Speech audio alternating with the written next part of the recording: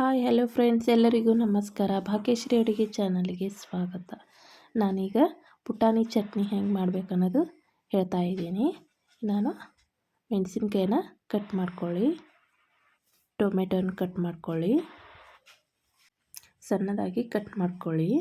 ಹಾಗೆ ಒಂದು 4 ಈರುಳ್ಳಿಯನ್ನು ಕಟ್ ಮಾಡ್ಕೊಳ್ಳಿ,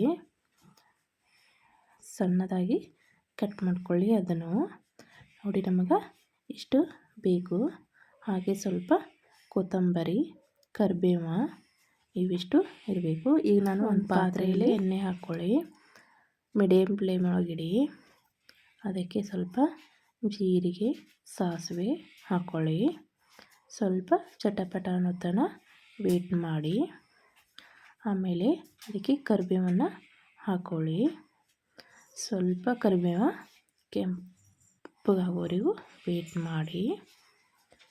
ನೋಡಿ, ನೀವು ಮನೆಯಲ್ಲಿ ಟ್ರೈ ಮಾಡಿ ನೋಡಿ, ನನ್ನ ವಿಡಿಯೋ ನೋಡಿ, ಹಾಗೆ ಸಬ್ಸ್ಕ್ರೈಬ್ ಮಾಡಿ. ಹಾಗೆ ನಾನು ಹಸಿಮೆಣಸಿನ್ಕಾಯಿನ ಹಾಕ್ಕೊಂಡಿದ್ದೀನಿ.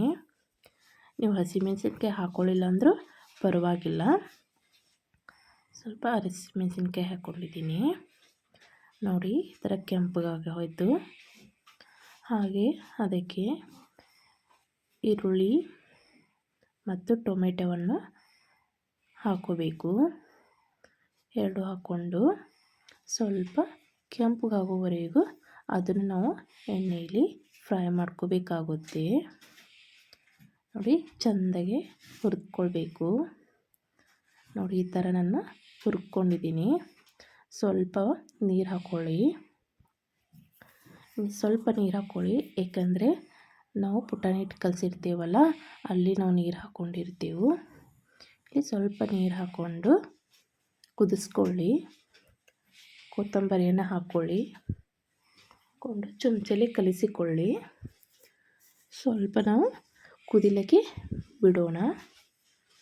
ಹಾಗೆ ನಾವು ಸಕ್ಕರೆ ಹಾಕ್ಕೊಳ್ಳೋಣ. ಒಂದು 2 ಸ್ಪೂನು ನಾನು ಸಕ್ಕರೆ ಹಾಕ್ಕೊಂಡಿದ್ದೀನಿ.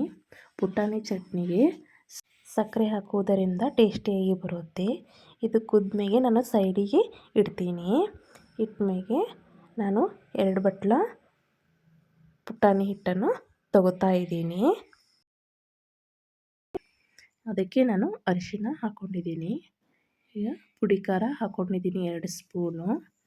ನೋಡಿ, ನಿಮ್ಮ ಖಾರ ಎಷ್ಟು ಬೇಕು ಅಷ್ಟು ಹಾಕ್ಕೊಳ್ಳಿ. ಏಕೆಂದರೆ ನಾನು ಅಲ್ಲಿ ಹಸಿಮೆಣಸಿನ್ಕಾಯಿನೂ ಹಾಕ್ಕೊಂಡಿದ್ದೀನಿ, ತುಂಬ ಖಾರವಾಗಿರ್ತದೆ. ಮತ್ತು ನಾವು ರುಚಿಗೆ ತಕ್ಕಷ್ಟು ಉಪ್ಪನ್ನು ಹಾಕ್ಕೋಬೇಕು. ಹಾಕ್ಕೊಂಡು ಮಿಕ್ಸ್ ಮಾಡಿ, ಕೈಲೇ ಮಾಡಿ ಸ್ವಲ್ಪ ನೀರು ಹಾಕ್ಕೊಂಡು ನಾವು ಕಲಿಸ್ಬೇಕಾಗುತ್ತೆ. ನೋಡಿ, ಗಂಟಾಗಿ ಬರಬಾರ್ದು. ನಿಮಗೆ ಎಷ್ಟು ನೀರು ಬೇಕೋ ಅಷ್ಟು ನೀರು ಹಾಕ್ಕೊಳ್ಳಿ. ನೋಡಿ, ನಾವು ಇದನ್ನು ಸ್ವಲ್ಪ ತಣ್ಣಗಾಗಿದೆ, ಆವಾಗ ನಾವು ಅದಕ್ಕೆ ಸೇರಿಸ್ಕೊಳ್ಳೋಣ. ನೋಡಿ, ಪುಟಾಣಿ ಚಟ್ನಿ ರೆಡಿ ಆಯಿತು. ನೋಡಿ, ಇದು ಪುರಿಯದಾಗ ಮತ್ತು ಪಡ್ಡಿನಲ್ಲಿ ತುಂಬ ಟೇಸ್ಟಿಯಾಗಿರುತ್ತೆ.